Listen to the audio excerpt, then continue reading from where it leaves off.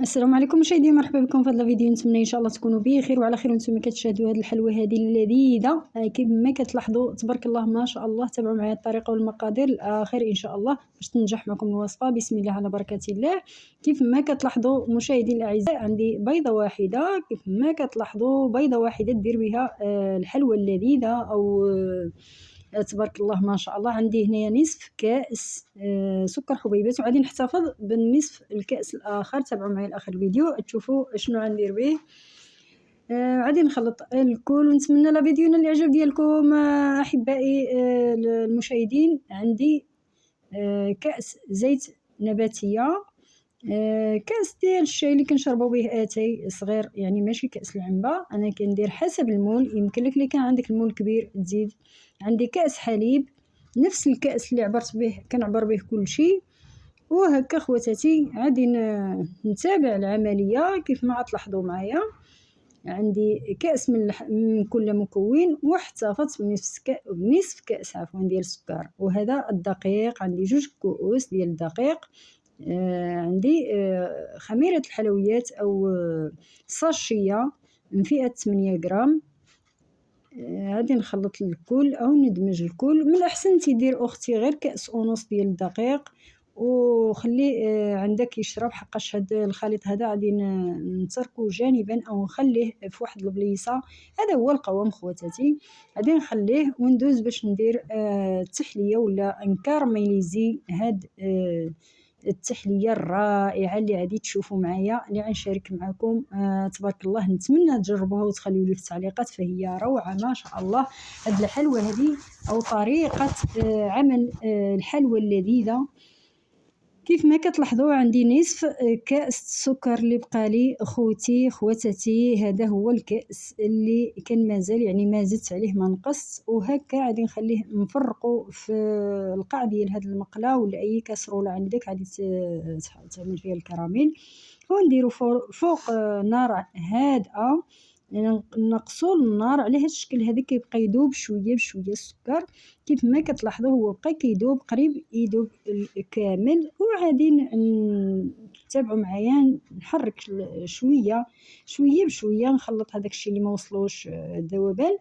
وغادي كيف ما كتلاحظوا ندير واحد الملعقه ديال المارغرين كيف ما كتشوفوا معايا في الصوره خواتاتي.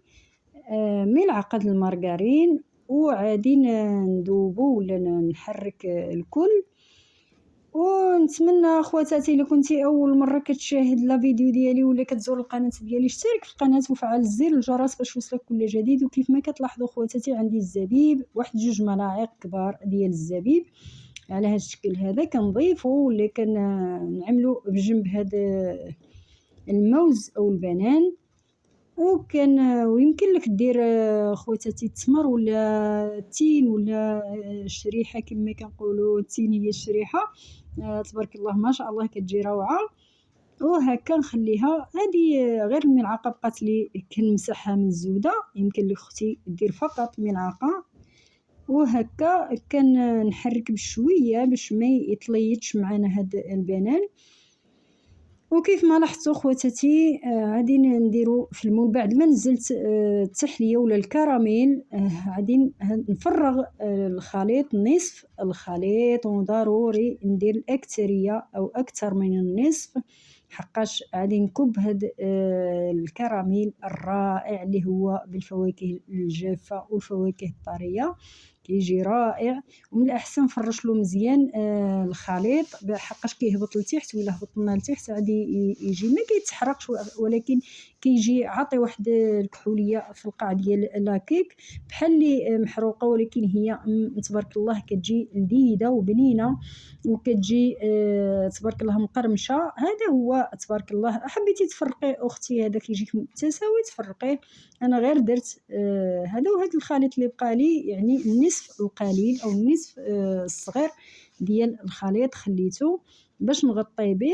كيف ما لاحظتوا معايا ما عاد يبقى بعض العيون اللي كتبان ديال الكراميل اللي عتجي هائله ولا رائعه. غادي يبقى يفيض منا هذاك الكراميل على وجه لاكيك، وغادي ندخلو للفرن ان شاء الله ونرجع معكم. كيف ما لاحظتوا خواتاتي، هذه هي لاكيك العجيبة أو الحلوى اللذيذة المقرمشة تبارك الله ما شاء الله. كيف ما لاحظتوا معايا، أول ولايص لي داك العوينات اللي بقاو ديال الكراميل فهما جاو باينين على وجه الحلوى تبارك الله، فهي رطبة أو كيف ما كتلاحظوا معايا. غادي نقلبها على الوجه ديالها باش نوريكم حتى من أو نشارك معكم حتى من تحت ديالها كيفاش جات.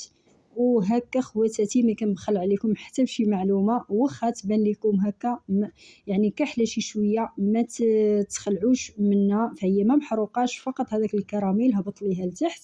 كيف ما كتلاحظوا خواتاتي، واحد الرائحه هائله ورائعه ولذيذه ما شاء الله. هكا خواتاتي غادي ونتمنى تجربوها، فهي تبارك الله هذه الحلوى هذه كتجي زوينه بزاف للمناسبات يعني الوليدات تبارك الله راه كيبغيوها بزاف هذه الحلوى هذه. كيف ما لاحظتوا معايا رجعت قلبتها على هذا باش نغبروها بالسكر بودر ولا سكر غبره. هكا غادي نغطي ليها الوجه ديالها، كيزيد واحد التقرميشه هاد السكر ملي كيدار ليها وهي باقا سخونه شويه. ومن الاحسن هاد لاكيك هادي تقدم يعني ما تبردش بزاف باش ما كيبردش فيها بزاف داك الكراميل، هي سخونه شي شويه او دافيه كتجي ما شاء الله. يعني كيبقى باين فيها داك السكر كيسيل، داك السكر كيبقى او داك الكراميل مع داك التعسيله ديال البنان او الموز وداك الزبيب تبارك الله ما شاء الله كيعطيو مزال. ان شاء الله نشارك معكم واحد الحلوى اخرى اللي هي راقيه ما شاء الله ايضا بنفس الخليط. فهي هذا الخليط هذا عنده عده وصفات، يمكن لك دير به عده وصفات عفوا ولا عده حلويات. كيف ما كتلاحظوا تبارك الله ما شاء الله، كيف ما كتشوفوا البلايص اللي درت فيهم الكراميل او هاد الفواكه تبارك الله جا باين على هذا الشكل هذا. وكيف ما لاحظتوا انا ما درتش بزاف، يعني غير بنانه وحده ماشي بزاف، وداك 2 ملاعق ديال الزبيب او العنب المجفف. هي عطى المفعول تبارك الله واعره، كتجي واحد عاد هذا غير المنظر.